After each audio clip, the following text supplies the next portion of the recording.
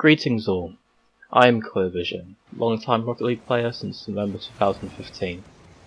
Today I'm going to give a brief outline of what I have in mind for this channel in the foreseeable future, and a more detailed look into who I am. I believe this is only fair since I've reached nearly 200 subscribers now, which I thought wouldn't be possible, even more so since I decided to revive my old channel, which had 10 subscribers for Gran Turismo 5 and 6 videos. I was pretty much as good as dead, instead of making a new one for Rocket League. First, my channel. What can you, the viewer, expect to see from me? I've decided that I want my channel to mostly be a resource for fellow Rocketeers to learn the depths about this game. It's crazy to think that a game with only one simple objective can have so much depth that is difficult to grasp and understand. However, that's why I'm here, to break it down into understandable chunks that hopefully almost anyone could understand. Although there are much more tutorials, written guides, and other resources out there for Rocket League than ever before, I feel that for people that are new to the game, or even for people that have been around for a while but don't take Rocket League that seriously, it can be quite hard to find meaningful tutorials out there that actually focus on what someone new, or at least relatively new to the game, should actually be focusing on, and how to do it. Think of it as your one-stop shop to everything Rocket League related that can possibly help you become better. I intend to keep everything organised and clearly laid out, both in my videos and on the channel itself. This will be one of the many things that will hopefully set me apart from others and make me a breath of fresh air. No all capital letter clickbait thumbnail titles, no generic cringy YouTube intros, and no unnecessarily loud music. Just genuine, high quality content and advice paired with good visuals once I dive into the depths of learning about editing for all to enjoy. If you remember when I said in the previous video that I would make an alternative tutorial series which would be more structured and discussion based, don't worry, I haven't forgotten about that. I've decided to call that series, for lack of a better name, Oral Pit Stop. All of these videos will have a fully written script like this one, so that the videos are more concise, shorter and to the point. What will be covered in those videos? I'll talk about unspoken tips, rules, or other things and useful information in Rocket League. However, some things may be of my own opinion, and not all of the things said will be positive though, because even in the Rocket League world, not everything is all rosy and good. That's just how the world works.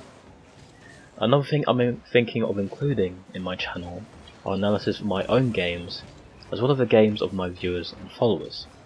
Feel free to stay tuned for that, although I feel that may be in the more slightly distant future. That's something I would definitely want to back up the microphone for. In general, if something is useful and I know about it, you will find it on my channel. I am always open for suggestions. I read most comments and actually reply to, as I believe viewer interaction is also important for a good YouTube channel. That concludes my overall plans I can possibly see happening for my channel, although they may be subject to change if something arises. I might add something new, or remove something else if I feel that wasn't a good idea overall, but on the whole I will try and stick to my word. Enough of my channel though. Who am I? Who is Clearvision? I am from the UK. I like sports, art, drifting, computers, coding and racing. That's it for this video, and I'll catch you in the I'm just kidding. I know that's not what you want to hear. If you only came to hear what you can expect from my channel in the future, you can safely click away. You won't miss anything. But otherwise, if you want to hear about me, then stick around.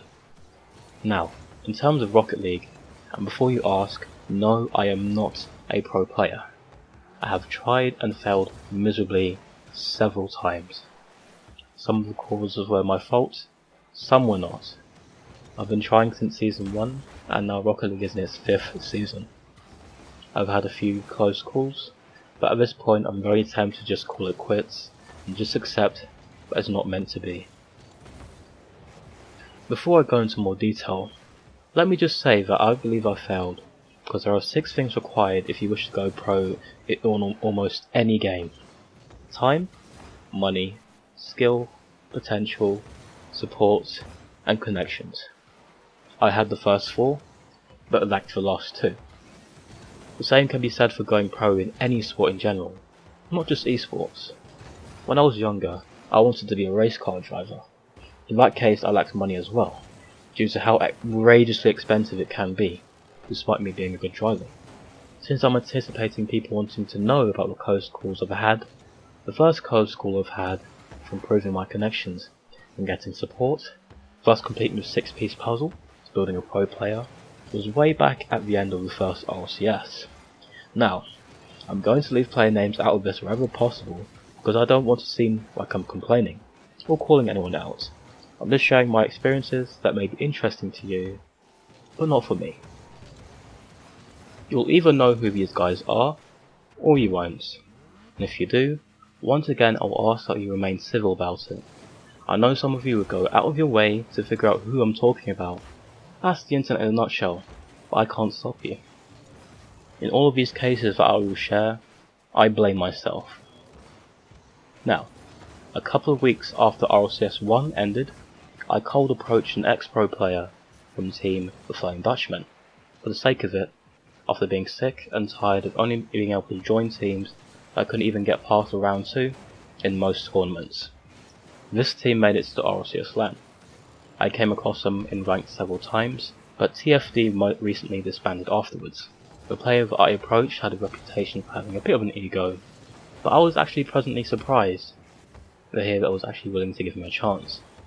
We played some 1v1s and did some 2s after, but in this case I wasn't exactly what he wanted.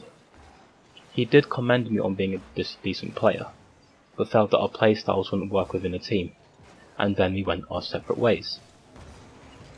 He did end up quitting Rocket League shortly after, but to this day I'm still pleased with how polite and professional he was, considering I was someone he barely knew. From this, I learned that good players can be quite picky and specific on what they want. A few months later, the second close call I had was when I joined an esports organisation to set up a Rocket League team.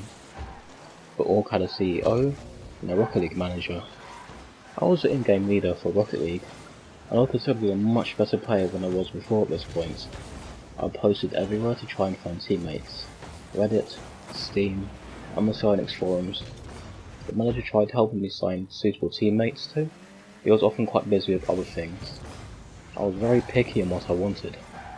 I would reject anyone who didn't tick all the boxes, even if most of them was filled out. Unfortunately, I became impatient and chose someone to be my second teammate, who checked most of them. Little did I know, this teammate seemed to be good at first, but wouldn't hold up to the test of time. The org had a CSGO team, and when org started to gain a lot of traction, the manager was able to convince 2 bubble players, who are now fully established pros, to try out for the team. At this point, I was already seeing the quality of my teammates' play falling, but the manager wouldn't let me drop in, because he wanted to give them the benefit of the doubt. Long story short, I had tried them out with my teammate. There was a slight noticeable skill gap between myself and the players who were being tried out, but the skill gap between the tryouts and my teammates was horrifically big. Both players ended up saying no, and once again we went our separate ways. I ended up telling my teammates to leave, despite the fact that the manager didn't want him to be kicked. When the organisation failed to host an RO tournament properly, which caused some controversy, I decided that was my cue to get out of there and never look back. From this, I learned that patience is important. Teams that are looking for players can have a very long list of players to try, and an even longer list for people wanting to sub if it's a popular team to find the best match possible. Don't make the same mistake I did and try to rush, because it might come back to bite you. Also, don't look on Reddit or the Linux forums or Steam if you want decent teammates.